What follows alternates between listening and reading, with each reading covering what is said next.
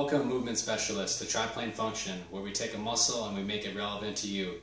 We teach you how, we show you the muscle so you can see it, feel it, move it, and teach it. Today, the muscle that we're going to talk about is, we're going to talk about this bicep muscle. A lot of people just, when we think of the bicep, we just tend to think of elbow flexion, we're doing bicep curls, it's summer. It does a heck of a lot more than that, actually. But first, to get a better understanding of what the bicep really does for us, we're going to look at where it actually originates and where it inserts. So on Triplane Function, the goal of it is always to have you guys feel it. So please take out your TheraBands, as Andrew's got right here. What I want you to do is start around just like you got your suspenders on, and then what we'll do is to mimic the insertion of the bicep, we'll have you just take it along the medial aspect of the elbow right here, right below the crease, and we'll have you wrap it around a couple times, as Andrew's doing. Similar to voodoo flossing, for those of you who are familiar with that technique, where you wrap it around and you just kind of wrap the end of it underneath a couple wrappings right here, just like Andrew's doing. So right there we have your insertion, just where it inserts at the radial tuberosity, this radius bone right here, and your bicipital aponeurosis, which is on that ulnar bone right over on this side. Now, where it originates on the supraglenoid tubercle of the ball and socket joint, and also on the coracoid process. So now let's talk about what this bicep actually really does, okay? This motion right here with the palm up, holding a can of soup, sometimes we say, for us therapists out there, supination. It's known for supination. It also assists with elbow flexion and shoulder abduction. I think I said shoulder flexion. I think I said elbow flexion. I did that. But anyways, as you notice when Andrew was doing these motions, remember, we want you to feel it. See how this band is shortening. There's no tension on it, okay? So it's a heck of a lot more than elbow flexion. And remember, we're going to come back to this supination and pronation movement. So all three planes of motion. Let's first look at what's happening in the transverse plane of motion.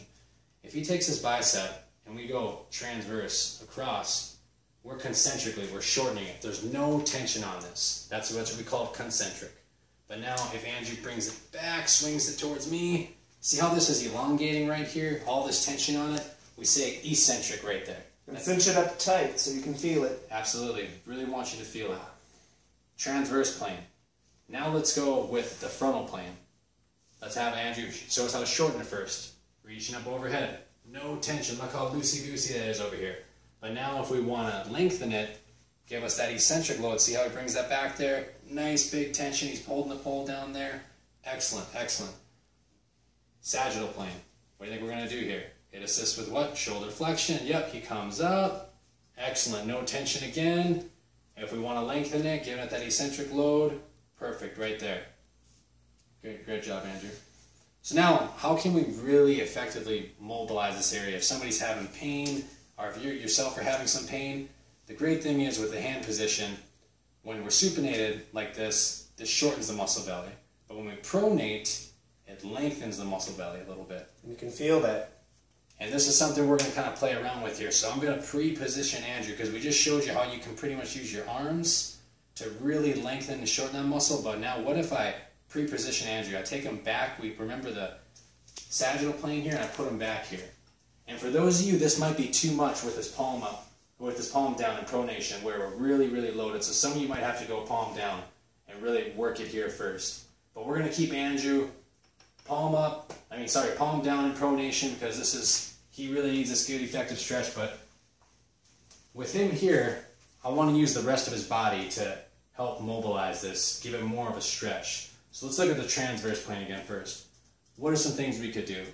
We could have Andrew start moving those hips towards me, towards his left. You can see that moving.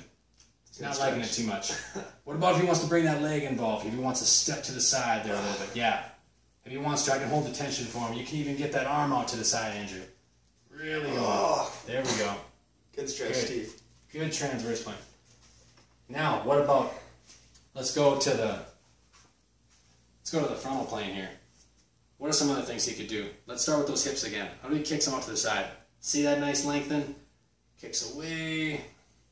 There. I can even hold his band, I guess. We can even get the arms and the hips going at the same time.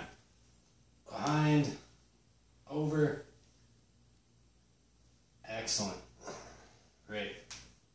Last one, we do sagittal. What can we do from here? How about some butt drivers? How about just kicking that butt back, just like that? See if we get that good, lengthen, yep.